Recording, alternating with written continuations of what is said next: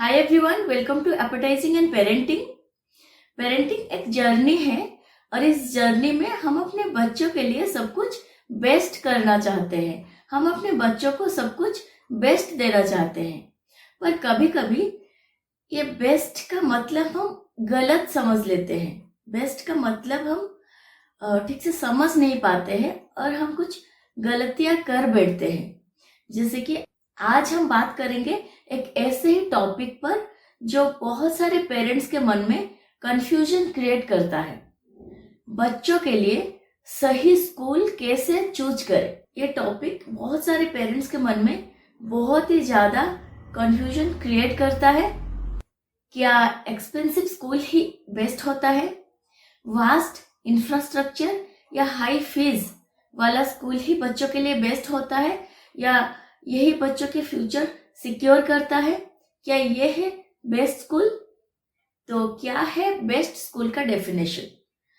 आइए यहाँ पे समझते हैं स्टेप बाय स्टेप कौन सी पॉइंट आपको ध्यान में रखना चाहिए before choosing best school for your child. तो वीडियो स्टार्ट करते हैं। हर पेरेंट्स अपने बच्चे को बेस्ट एजुकेशन देना चाहते हैं, बेस्ट फैसिलिटीज देना चाहते हैं, इसीलिए वो बेस्ट स्कूल में उनका एडमिशन कराना चाहते हैं। पर आपके बच्चे के लिए कौन सी स्कूल बेस्ट है, उसके लिए कौन सी पैरामीटर्स आपको ध्यान में रखनी चाहिए, क्या ये आपको पता है? क्या आप ये जानते हैं? बच्चे का स्कूल का एनवायरनमेंट उसके फ्यूचर के लिए बहुत ही इम्पोर्टेंट है। इसलिए बच्चे का जब स्कूल आप चूज करें वो आपके बच्चे के लिए बेस्ट स्कूल होना चाहिए। पर बेस्ट स्कूल का डेफिनेशन क्या है? तो आइए पहले समझते हैं बेस्ट स्कूल का डेफिनेशन क्या है। क्या है बेस्ट स्कूल? कैसे हम पता करें कि ये स्कूल मेरे बच्चे के लिए बेस्ट है? क्या बेस्ट स्कूल का मतलब वो स्कूल का फी उस एरिया की बाकी के स्कूल से बहुत ज्यादा हो, मतलब वो उस एरिया में बहुत ही ज्यादा या सबसे ज्यादा एक्सपेंसिव स्कूल हो, या उस स्कूल के फैसिलिटीज बहुत ही ज्यादा हो, या उसके इंफ्रास्ट्रक्चर्स बहुत वास्ट हो? ये बेस्ट स्कूल है।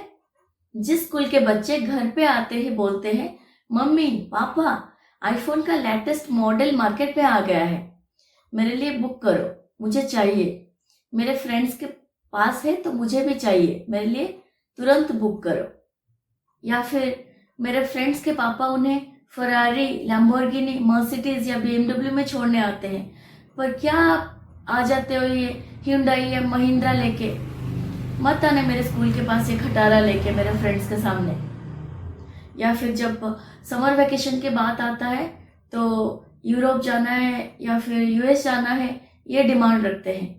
क्या ये बेस्ट स्कूल है? बेस्ट स्कूल में पढ़ने वाले बच्चे ऐसे डिमांड्स रखते हैं? ये लगता है आपको ये बेस्ट स्कूल है? तो साइकोलॉजिकल वे में जो स्कूल बेस्ट हो आपके बच्चे के लिए, उसके लिए कौन सी पैरामीटर्स आपको ध्यान में रखनी चाहिए, ये बात यहाँ पे हम डिस्कस करेंगे। सारे बात यहाँ पे डिस्कस करेंगे। तो मोस्ट ऑफ द पेरेंट्स अपने बच्चे के लिए वही स्कूल चूज करते हैं जो उस एरिया के सबसे एक्सपेंसिव स्कूल है, या फिर उनके फ्रेंड सर्कल में या उनके नेबर्स के बच्चे जिस स्कूल में जाते हैं, जो स्कूल बहुत ही एक्सपेंसिव हो, वो अपने बच्चे के लिए वही स्कूल चूज करते हैं। उसी स्कूल पे अपने बच्चे को भेजते हैं। तो यहाँ पे बेस्ट स्कूल चूज करने का फर्स्ट पैरामीटर है घर से स्कूल का डिस्टेंस। मतलब आपके घर से जिस स्कूल में आपका बच्चा जा रहा है उसका डिस्टेंस कितना है, ये आपको फर्स्ट प्रायोरिटी है। बच्चों के लिए स्कूल का डिस्टेंस मैनेजेबल होना चाहिए, मतलब घर से पास, या मैक्सिमम स्कूल का जो डिस्टेंस है घर से 5 किलोमीटर रेडियस के अंदर होना चाहिए, उससे ज्यादा नहीं। घर से स्कूल का जो डिस्टेंस है वो 5 किलोमीटर रेडियस के अंदर होना चाहिए। तो ये पॉइंट नंबर 1, स्कूल से घर का डिस्टेंस या फिर घर से स्कूल का डिस्टेंस 5 किलोमीटर रेडियस के अंदर होना बहुत ज्यादा जरूरी है। ये पॉइंट नंबर 1 में आता है। और इस स्कूल का जो फी है वो आपके लिए अफोर्डेबल होना चाहिए, मतलब ये आपके लिए बजट फ्रेंडली होना बहुत ज्यादा जरूरी है।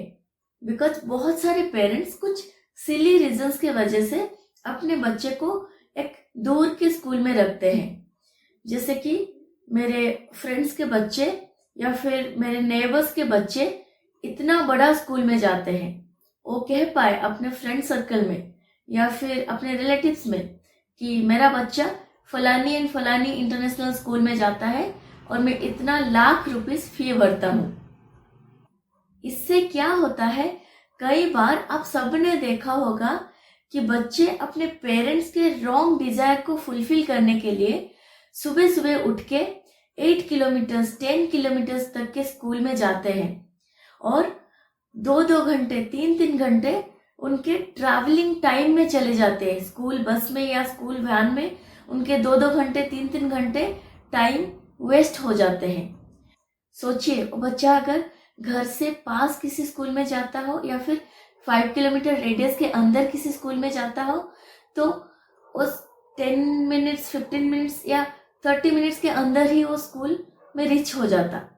तो बाकी के जो टाइम है वो अपने स्किल डेवलपमेंट पे लगा पाता या फिर किसी स्पोर्ट्स या एक्टिविटीज में खुद को डेवलप कर पाता, या फिर आप यानी कि पेरेंट्स खुद बच्चे के साथ वो टाइम स्पेंड कर पाते, जो कि बच्चों को बहुत ज्यादा चाहिए। आज की डेट में बच्चे को आपका टाइम बहुत ज्यादा चाहिए, तो आप वो टाइम बच्चे के साथ स्पेंड कर सकते हो।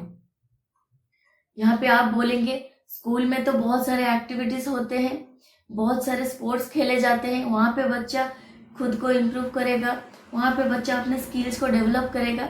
तो मैं यहाँ पे बोलना चाहती हूँ कि स्कूल्स में जितने सारे एक्टिविटीज कंडक्ट किया जाता है या फिर जितने सारे स्पोर्ट्स बच्चे खेलते हैं उतना एक बच्चे के डेवलपमेंट के लिए इनफ नहीं है। और ये क्यों, ये हम किसी और दिन डिस्कस करेंगे, अदरवाइज वीडियो बहुत लंबा हो जाएगा। तो डेली लॉन्ग कम्यूट्स बच्चों के लिए फिजिकली और मेंटली एग्जॉस्टिंग हो सकते हैं, होते भी हैं। बहुत सारे केसेस हमने देखे हुए हैं जो उनके परफॉर्मेंस और हेल्थ पर भी असर डालता है। अब सेकेंड पॉइंट में आता है बजट का ध्यान रखें। आपके बच्चे का स्कूल का फी आपके लिए बजट फ्रेंडली हो। कई पेरेंट्स अपनी फाइनेंशियल लिमिट से बाहर जाकर अपने बच्चे के स्कूल के फीस भरते हैं। अपने बच्चे के स्कूल के एडमिशन एक इतना एक्सपेंसिव स्कूल में करते हैं जिसका फी उनके फाइनेंशियल लिमिट से बहुत ही ज्यादा होता है। ये इसलिए करते हैं उनके जो फेक इम्प्रेशन है वो सोसाइटी के सामने वो उसे दिखा पाए।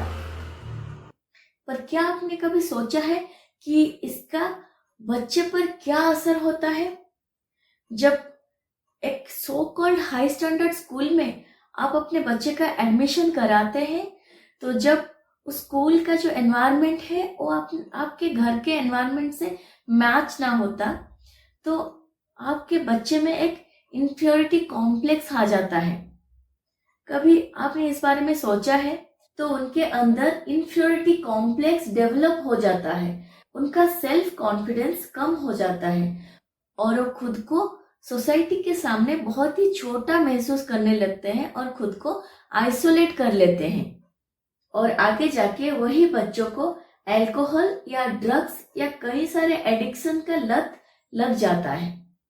जब पेरेंट्स अपने स्टैंडर्ड से ऊपर कहीं ऊपर बहुत ही हाई स्टैंडर्ड स्कूल में बच्चे का एडमिशन करवा देते हैं just because fake show off के लिए, एक फेक इम्प्रेशन अपने फ्रेंड सर्कल या फिर अपने रिलेटिव्स में दिखाने के लिए, तो बच्चे वहां पे खुद को इन्फीरियर फील करते हैं। मतलब जब आपका घर का एनवायरनमेंट उस स्कूल का एनवायरनमेंट के साथ मैच ना हो, इन दैट केस बच्चे में इन्फीरियरिटी कॉम्प्लेक्स डेवलप हो जाता है। क्योंकि उस स्कूल के बच्चे जब आपस में बात करते हैं या तो आईफोन का लेटेस्ट मॉडल उस बारे में बात करते हैं या फिर समर वेकेशन में कहीं पे घूमने जाना है तो फिर यूएस या फिर यूरोप जाना है उस बारे में बात करते हैं, या फिर बर्थडे का पार्टी किसी 5 स्टार होटल में वो पार्टी देते हैं उस बारे में बात करते हैं। पर यहाँ पे अगर समर वेकेशन में अगर शिमला या ऊटी जाना हो तो 3 महीने पहले से ही आप प्लानिंग करते हो। पहले फ्लाइट्स के टिकट बुक करे जाते हैं, होटल्स बुक करे जाते हैं। क्यों? क्योंकि जितना जल्दी उतना सस्ती। उसके बाद जाने के बात आता है। तो इस सिचुएशन में उस स्कूल का एनवायरनमेंट आपके बच्चे का मेंटल हेल्थ पर क्या असर करेगा, कैसे अफेक्ट करेगा आपके बच्चे के मेंटल स्टेट को। वो खुद को उन सारे बच्चों के बीच इंफीरियर फील करेगा। इस बारे में जरूर सोचिए, उस पर जरूर ध्यान दें। अगर बच्चे के अंदर इंफीरियोरिटी कॉम्प्लेक्स आ जाता है तो उस बच्चे का फ्यूचर पूरी तरह से बर्बाद हो जाता है। कई बार बच्चे डिप्रेशन में भी चले जाते हैं। ऐसे केसेस बहुत बार हमने देखे हैं। कई बार वो बच्चा भी खुद को बाकी बच्चों के साथ कंपेयर करना स्टार्ट करता है, इसलिए घर पे आके वो भी वो सारे चीजों का डिमांड करना स्टार्ट करता है। और अगर उसके डिमांड्स फुलफिल ना हो, ऐसी स्कूल में जाने वाला बच्चा पेरेंट्स को देसी समझना स्टार्ट कर देता है।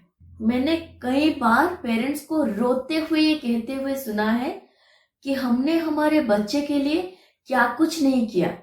उसे कितना बड़ा स्कूल में भेजते हैं, कितना लाख रुपीस का फीस भरते हैं, पर उसे ये सब दिखता ही नहीं।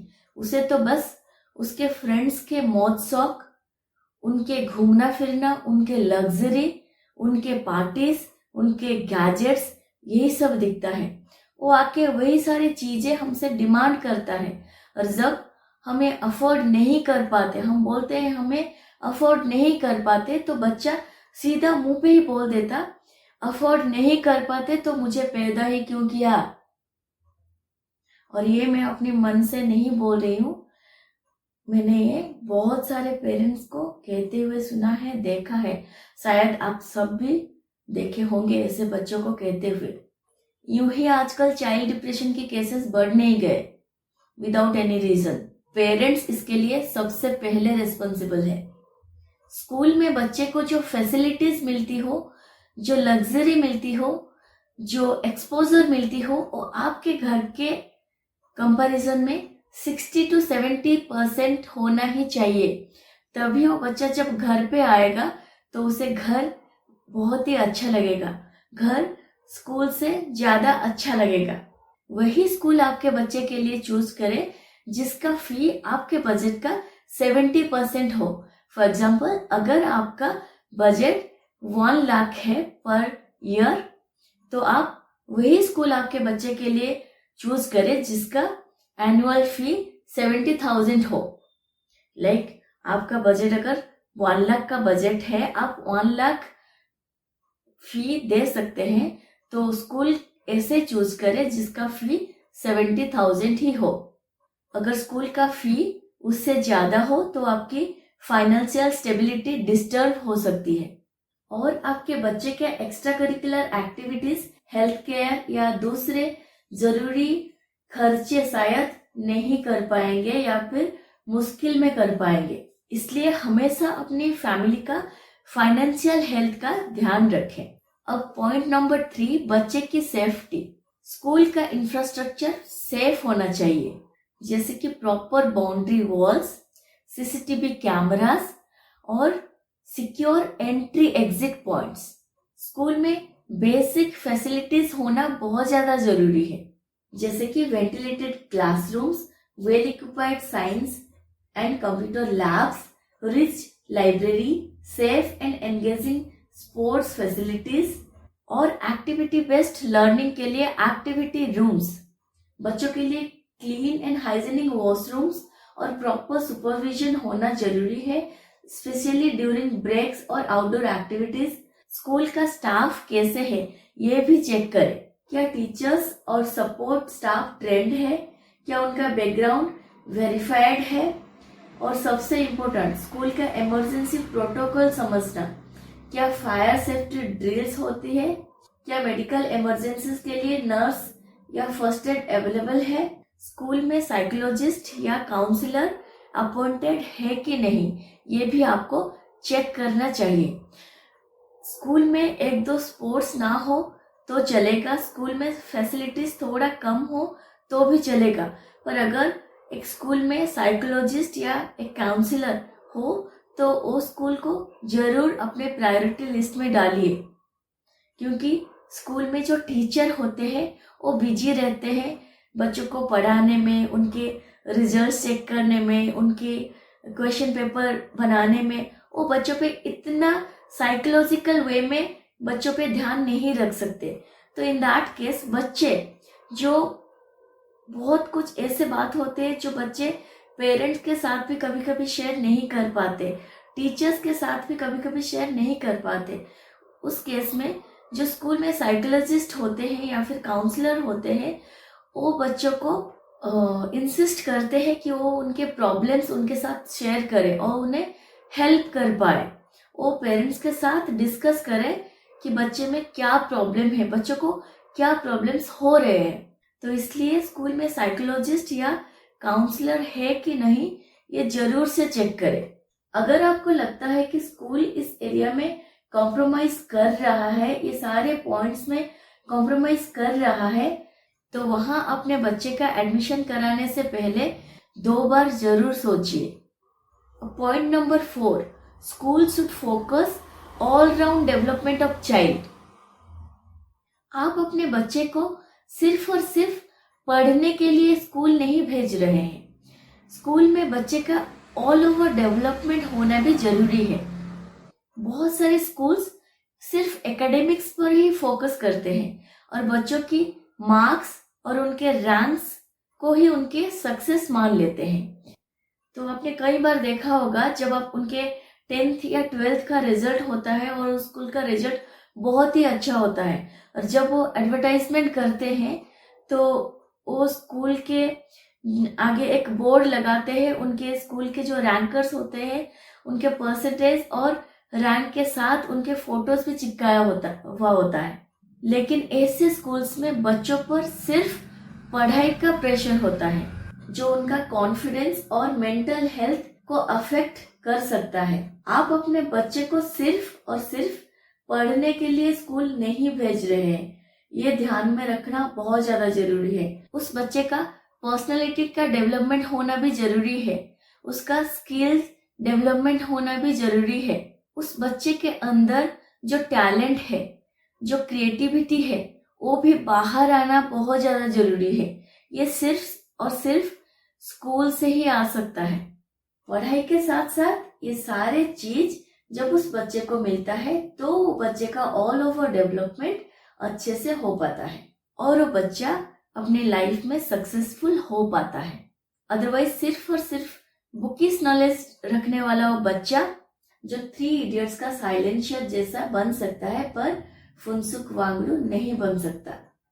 सिर्फ एकेडमिक में अच्छा करने से अगर सक्सेस मिलता तो आज सचिन तेंदुलकर, विराट कोहली, धीरूभाई अंबानी, मेरी कॉम, स्टीव जॉब्स जो कि को founder of Apple, Albert Einstein जो दुनिया के सबसे महान साइंटिस्ट में से एक है और उनके नाम थ्योरी ऑफ रिलेटिविटी के लिए अमर है, ये सब जो एकेडमिक में इतने अच्छा नहीं कर रहे थे, पर उनसे दुनिया सक्सेसफुल होने का इंस्पिरेशन लेती है।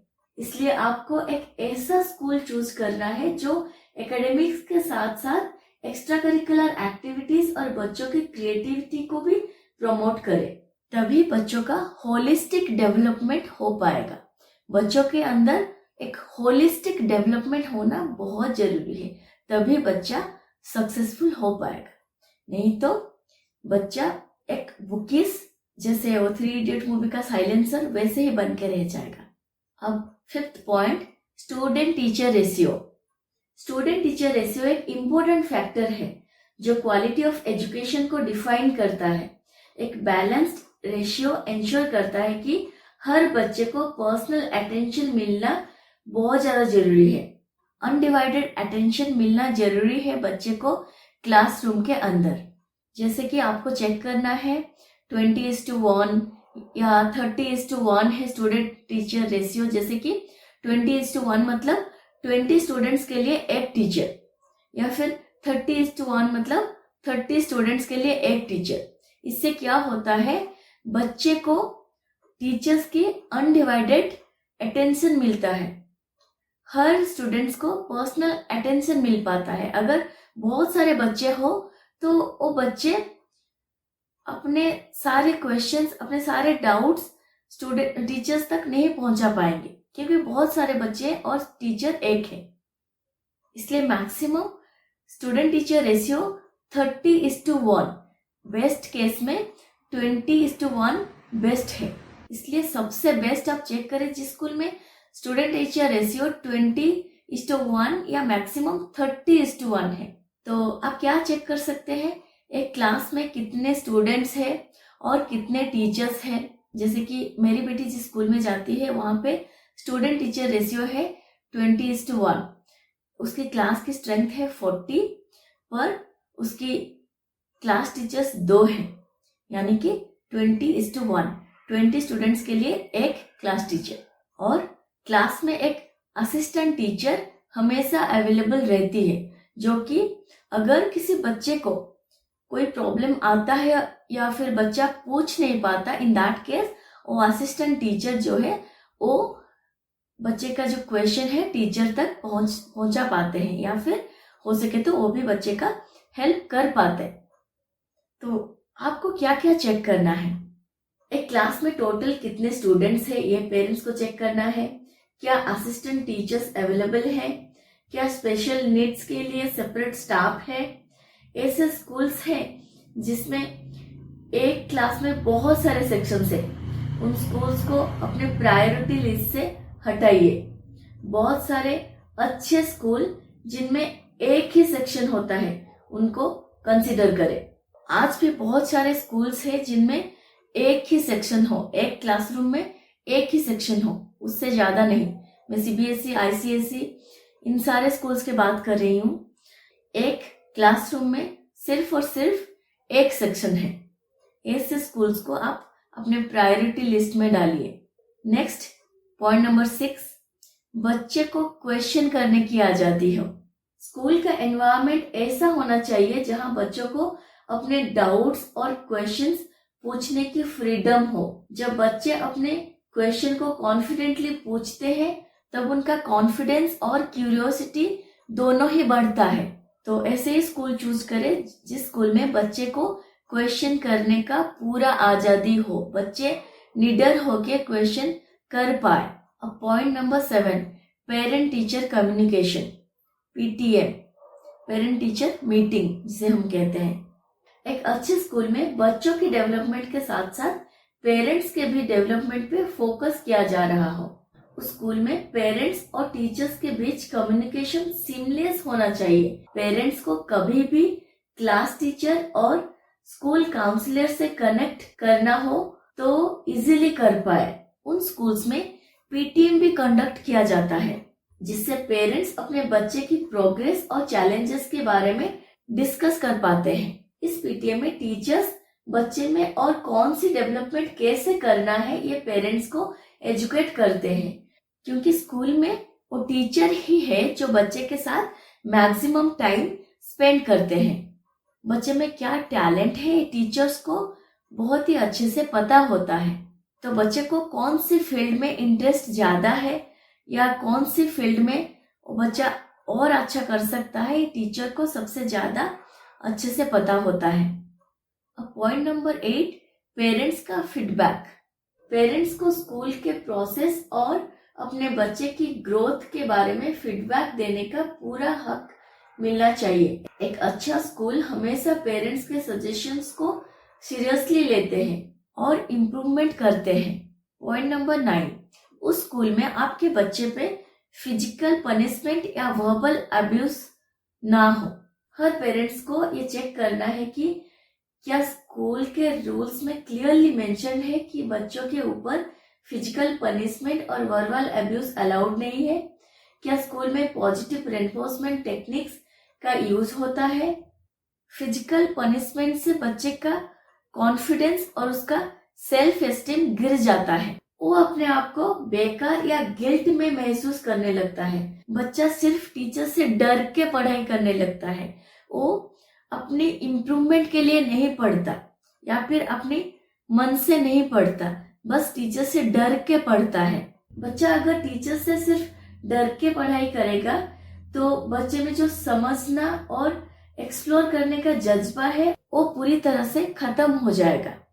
अक्सर फिजिकली पनिश्ड बच्चे ज्यादा एग्रेसिव या इंट्रोवर्ट बन जाते हैं। पेरेंट्स को चेक करना है कि क्या टीचर्स को चाइल्ड साइकोलॉजी का ट्रेनिंग दिया गया है, क्या टीचर्स पेशेंस या एम्पैथी के साथ बच्चे को हैंडल कर पाते हैं। ये सारे बात आपको चेक करना है। अब पॉइंट नंबर 10, क्या टीचर्स उस स्कूल से हैप्पी या सेटिस्फाइड है। स्कूल सिलेक्ट करते टाइम ये देखना बहुत जरूरी है कि टीचर्स को उनकी मेहनत के हिसाब से सैलरी मिल रही है या नहीं, और क्या पेमेंट टाइम पे हो रहा है या नहीं। जब टीचर्स को उनका डिजर्विंग रेस्पेक्ट और कंपेंसेशन नहीं मिलता तो उनका मोटिवेशन कम हो जाता है, जिसका सीधा असर उनकी टीचिंग क्वालिटी पर पड़ता है। एक हैप्पी और सेटिस्फाइड टीचर ही अपने काम में पूरे डेडिकेशन के साथ फोकस कर पाता है, जो बच्चों के ओवरऑल डेवलपमेंट के लिए एसेंशियल है। साथ ही ये असेस करना चाहिए कि स्कूल में टीचर्स का टर्नओवर रेट कैसा है। अगर टीचर्स फ्रिक्वेंटली चेंज होते हैं तो इसका मतलब हो सकता है कि स्कूल का वर्क एनवायरनमेंट सपोर्टिव नहीं है या मैनेजमेंट पॉलिसीज ठीक नहीं है। ये बच्चों के लर्निंग प्रोसेस और टीचर स्टूडेंट बॉन्डिंग पर नेगेटिव इम्पैक्ट डाल सकता है।